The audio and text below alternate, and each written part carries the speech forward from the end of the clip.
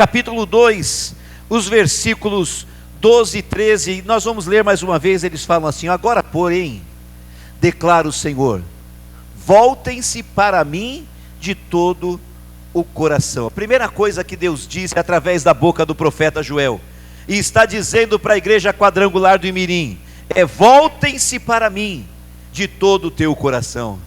O que Deus quer da nossa igreja, o que Deus quer de cada um de nós, de vocês que estão aqui, vocês que estão nas redes sociais, é que a gente se volte para Ele, que a gente se dirija para Ele, mas não de qualquer forma, não de maneira reservada, mas o que Deus quer de nós, o que Deus pede para nós e espera de nós, é que a gente se volte para Ele de todo o nosso coração. E eu me lembro da palavra do outro profeta que disse: buscar-me-eis e me achareis, quando me buscardes de todo o vosso coração. Você pode repetir essa palavra? Fala após mim: buscar-me-eis e me achareis, quando me buscardes de todo o coração.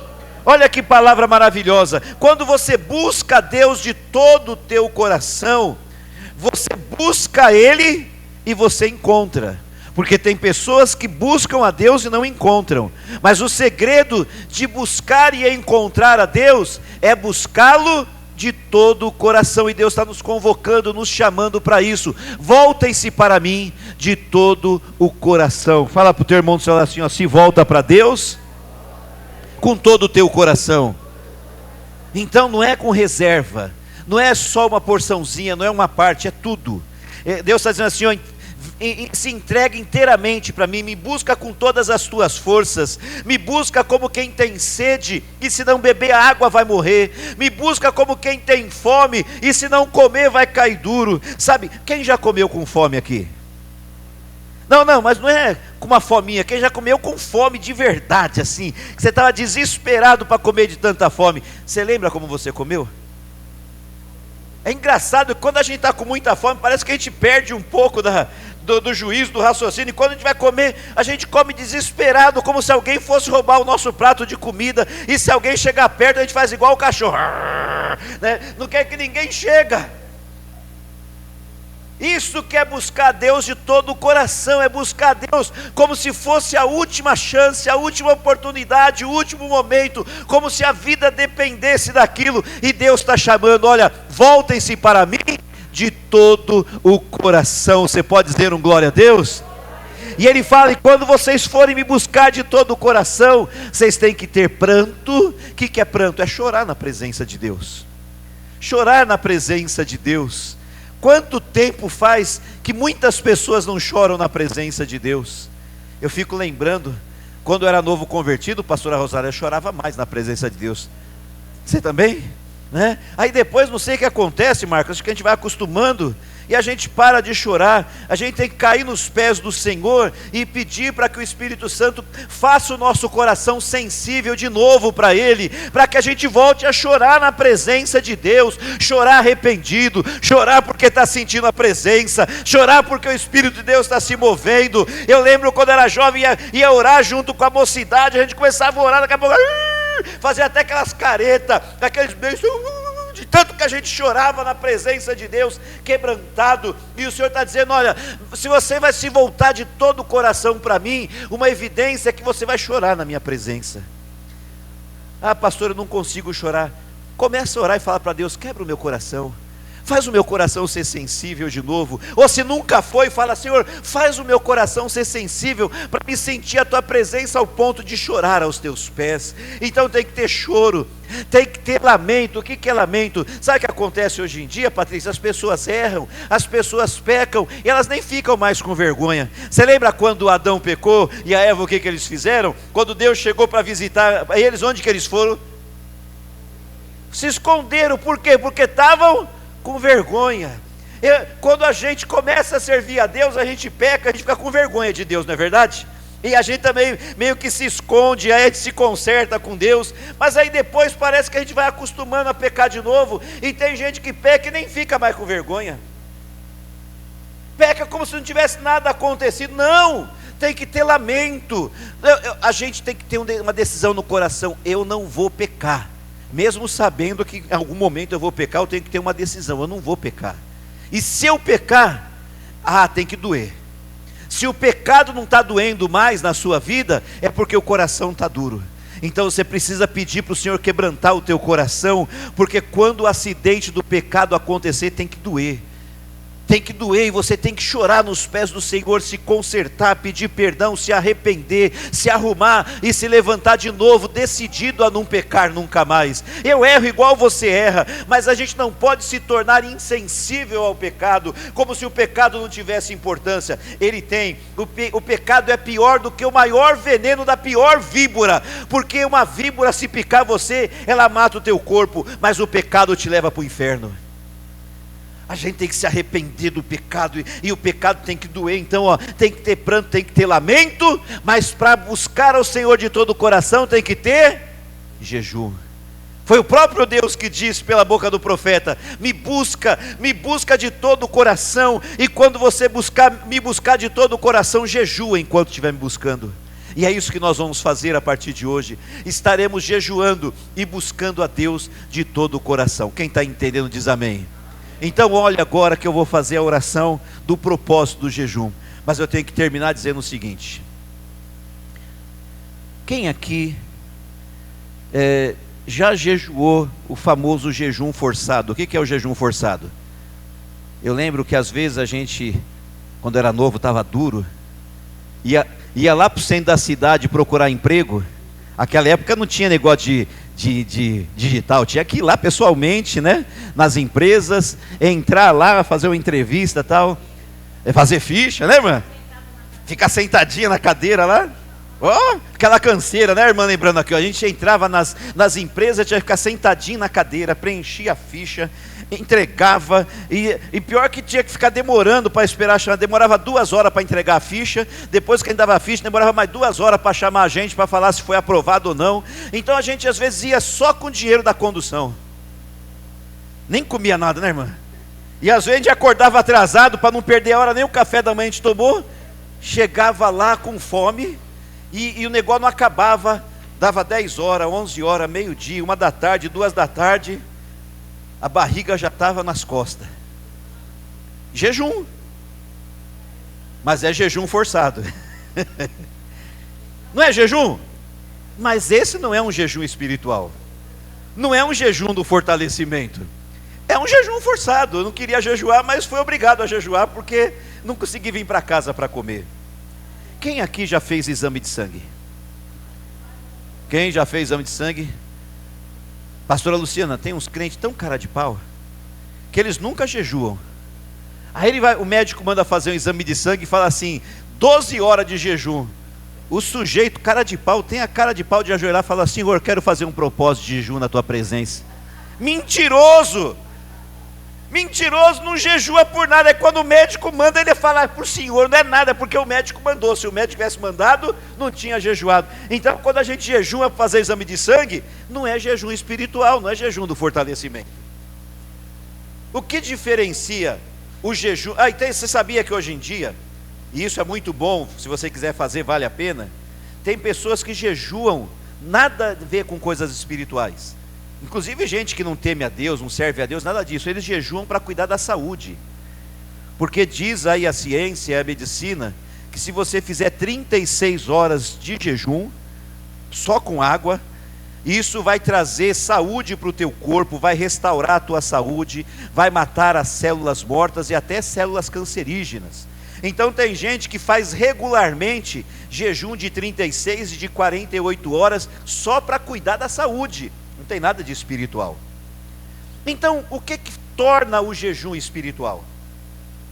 O que faz com que o nosso jejum não seja um jejum de exame de sangue, não seja um jejum para cuidar da saúde, não seja um jejum forçado porque passou a hora e não consegui chegar em casa para comer? O que faz o nosso jejum ser espiritual? É você trocar, escute, você na rede social também me ouça, é você trocar o alimento físico pelo alimento espiritual. Fala comigo: trocar o alimento físico pelo alimento espiritual. Então, se você fizer um propósito, se você entrar comigo nesse propósito, atender a convocação que o Senhor mandou eu trazer para a igreja, e você entrar no propósito de jejuar comigo esse mês inteiro, e você ficar o mês inteiro se abstendo de comer algumas coisas, um dia por semana você ficar sem comer nada, só bebendo água, mas neste período, você não orar, você não ler a Bíblia, você não congregar, você não buscar a presença de Deus, o seu jejum não vai ser um jejum espiritual, vai ser igual o jejum do exame de sangue, vai ser igual o jejum para cuidar da saúde, ou o jejum forçado, mas não vai ter valor espiritual. Para o jejum se tornar um jejum espiritual, e para terminar o mês, você estar fortalecido individualmente, e nós estarmos fortalecidos como igreja, para o jejum ser espiritual e ser do fortalecimento, nós precisamos, no período em que nós estamos nos abstendo de comer, nós nos alimentarmos bastante das coisas espirituais. Então, durante este mês que você vai estar jejuando, você vai orar todos os dias. E eu não estou falando da oração de agradecer a Deus de manhã e de pedir perdão dos pecados na hora de dormir. É de você separar um tempo para a oração. E não fale para mim que não tem tempo, porque tem. Você consegue.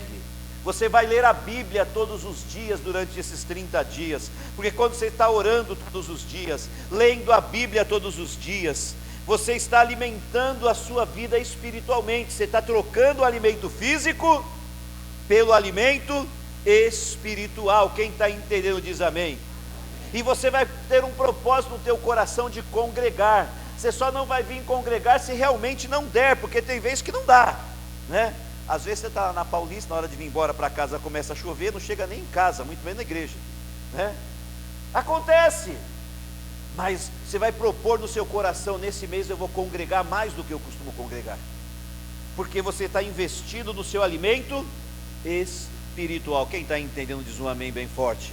Orando, lendo a Bíblia, e congregando, coloca louvores, busca a Deus. E eu quero terminar essa palavra dizendo o seguinte: a gente tem tempo para isso. Eu não quero, e nem o Espírito Santo mandou eu falar para vocês, que vocês têm que parar de fazer tudo só para orar e jejuar. Mas a gente pode diminuir ou abrir mão de algumas coisas para ter mais tempo para a oração e para o jejum. Me ajuda aí, que eu sou mais velho, às vezes eu quero falar das coisas novas, eu não sei usar o termo certo. Mas como que chama o negócio? Acho que eu lembrei a palavra. É maratonar uma série que vocês falam? Acertei? Você vê que eu treinei bastante para não errar. Gasta menos tempo na maratona e dedica mais tempo na oração e na leitura bíblica. Não é para você parar de assistir série, mas se você vai maratonar a série, você chega no sábado lá, você fica 6, 7 horas vendo quantos episódios? 7, como que é, Carol? Então, você fala: não, eu vou maratonar hoje, vou ver 8 episódios, 8 horas. Não, vê só 2. E deixa 2 horas para orar e ler a Bíblia. Quem está entendendo diz amém. Eu não estou falando para você não usar as redes sociais, mas se você usa as redes sociais 2 horas por dia, fala assim: eu vou usar meia hora, 40 minutos, e vou deixar 1 hora para mim ler a Bíblia, para mim orar e para mim me alimentar espiritualmente. Quem está entendendo? Então a gente vai abrir mão um pouco das coisas que a gente gosta de fazer, para que a gente tenha mais tempo para as coisas espirituais e para alimentar a nossa vida espiritual. Mas olha, eu vou terminar dizendo o seguinte: a Bíblia diz que se você crer nos profetas do Senhor, você vai prosperar. E eu estou declarando para vocês como um profeta de Deus na sua vida. O Espírito Santo de Deus colocou no meu coração: este ano vai ser um ano de grandes vitórias. Nós vamos viver bênçãos que a gente nunca antes viveu. Tem coisas que você está buscando há muito tempo e até agora não chegou, mas esse ano vai chegar. Você tem que crer nisso. Está sendo declarado do altar com seriedade sobre a tua vida. Mas o Senhor disse que para nós vivermos isso, nós vamos ter que estar fortalecidos para vencermos as batalhas e superarmos os obstáculos. E é para isso que nós estamos jejuando esse mês inteiro. Eu estou nesse propósito. Eu quero saber dos meus pastores se vocês estão comigo nesse propósito. Cadê os meus pastores? Vocês estão comigo nesse propósito? Vocês podem vir aqui do meu lado? Glória a Deus. Mas que camisa bonita, João. Meu Deus, combinou com o tênis ainda, hein? Rapaz, brincadeira. Meu Deus do céu. Aleluia. Agora eu quero saber de vocês. Além dos pastores, quem aceita o desafio de entrar comigo nesse propósito? Glória a Deus. Você entendeu direitinho? Vai tomar o remédio. Não vai deixar de tomar o remédio. Mas você vai se abster de algo todos os dias. Você pode até trocar uma semana determinadas coisas, outra semana outra. Mas toda semana você vai se abster de algumas coisas. E uma vez por semana você vai fazer um jejum só com água, 24 horas. E a minha sugestão é que seja na terça ou na quinta, dias de culto. Então você que está comigo nesse propósito, quero convidar você para vir aqui diante do altar. Eu vou orar com você. Vem aqui. Você que está em dúvida, vem, tenha coragem.